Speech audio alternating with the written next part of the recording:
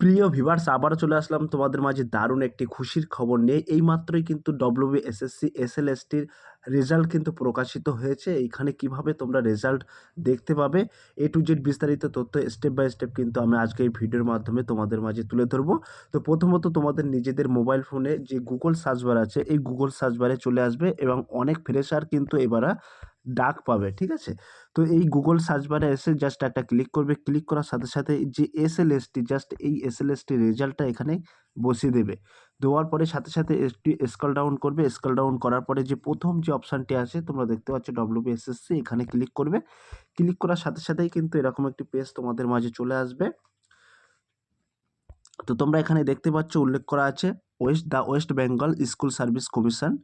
এখানে কিন্তু তোমাদের রেজাল্টটা সরাসরি কিন্তু এখানে পাবলিশ করা হয়েছে, তোমরা রেজাল্টটা কিন্তু দেখতে পাবে।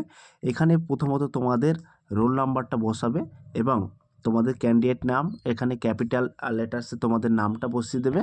বসিয়ে দেওয়ার পরে এই যে ক্যাপচার কোডটি আছে এই ক্যাপচার কোডটি এখানে বসিয়ে দেবে। এই ক্যাপচার কোডটি এই ঘরে বসিয়ে দেবে, দিয়ে চেক ভেরিফিকেশান রেজাল্ট এই ঘরে ক্লিক করবে, সরাসরি এই ঘরটাই ক্লিক করে দেবে।